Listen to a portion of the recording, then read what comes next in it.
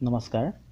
বৰ্তমান সময়ত মই যদি কামৰূপৰ নামটো কওঁ তেতিয়াহ'লে পোনতে আমাৰ মনলৈ এখন জিলাৰ কথা আহে। আকৌ এই কামৰূপক দুটা ভাগ কৰা হৈছে, এটা হৈছে কামৰূপ মেট্ৰ' আৰু আনটো হৈছে কামৰূপ গ্ৰাম্য। মই এই কামৰূপৰ নামটো আজিৰ এই ভিডিঅ'টোত উল্লেখ কৰাৰ মূল গুৰিতে হৈছে যে এটা সময়ত আমাৰ এই গোটেই অসমখনকে কামৰূপ বুলি জনা গৈছিল। কামৰূপৰো আগতে আমাৰ ৰাজ্যখনৰ নাম আছিল প্ৰাগজ্যোতিষপুৰ।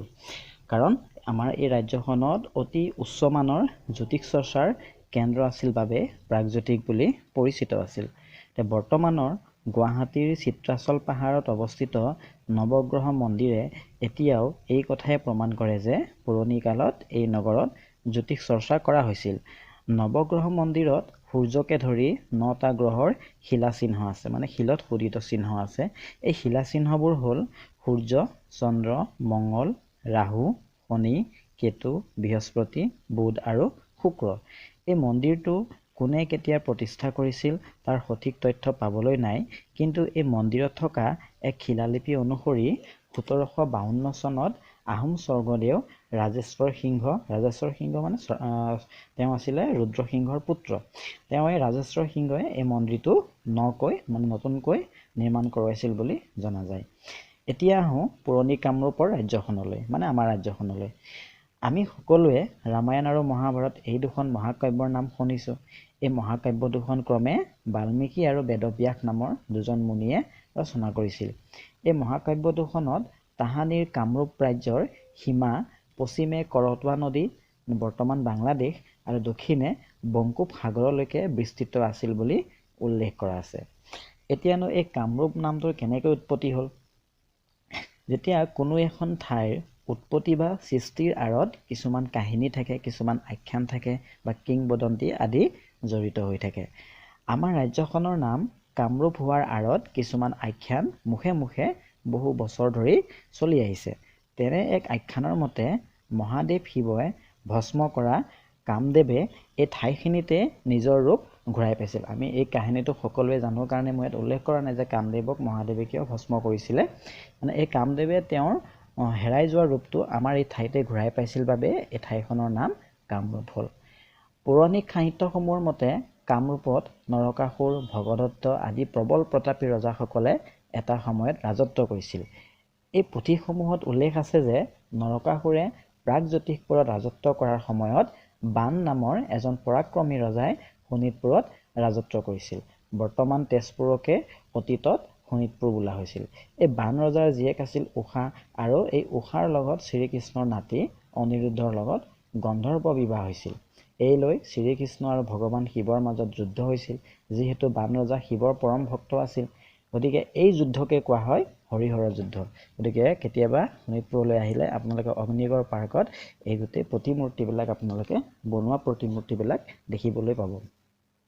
আকৌ আন এক আখ্যান মতে কামৰূপ ৰাজ্যৰ পূব দিশত কুণ্ডিল নামে এখন ৰাজ্য আছিল। এই বৰ্তমান হৈছে শদিয়া। কুণ্ডিল ৰাজ্য বৰ্তমান শদিয়াত অৱস্থিত। এই ৰাজ্যৰ ৰজা ভীষ্মকৰ জীয়েক আছিল ৰুক্মিণী। আখ্যান মতে পশ্চিম দিশৰ দ্বাৰকাৰ পৰা শ্ৰীকৃষ্ণ আহি ৰুক্মিণীৰ পানী গ্ৰহণ কৰিছিল।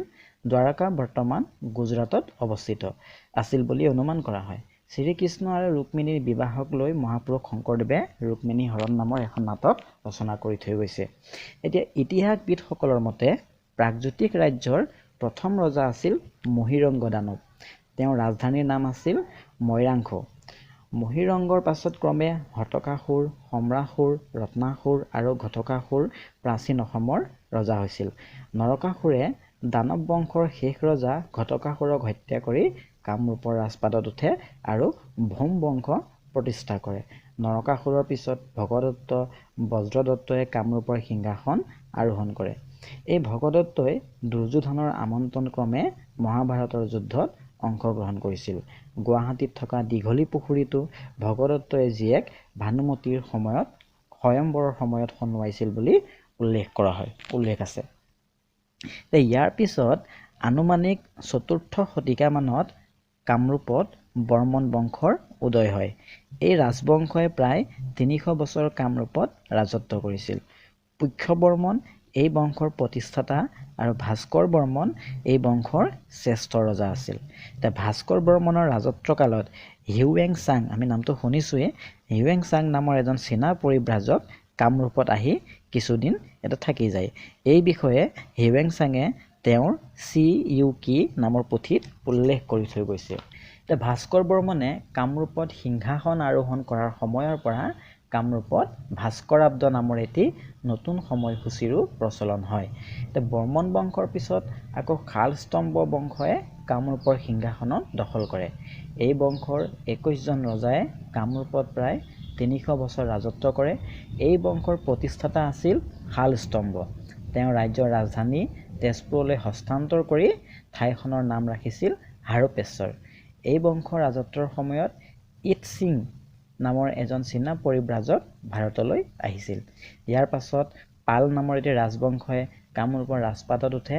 ব্ৰহ্মপাল এই বংশৰ প্ৰতিষ্ঠাতা। এওঁলোকৰ ৰাজ্যৰ ৰাজধানী আছিল দুৰ্জয়নগৰ। গতিকে আমাৰ ৰাজ্যখনৰ প্ৰাচীন কালৰ এটি সম্যক বিৱৰণ মই এই ভিডিঅ'টোৰ জৰিয়তে দাঙি ধৰিবলৈ চেষ্টা কৰিছোঁ। ভিডিঅ'সমূহ চাই যদি আপোনালোকে ভাল পায় তেনেহ'লে চেনেলটোকো ছাবস্ক্ৰাইব কৰি দিব। ধন্যবাদ।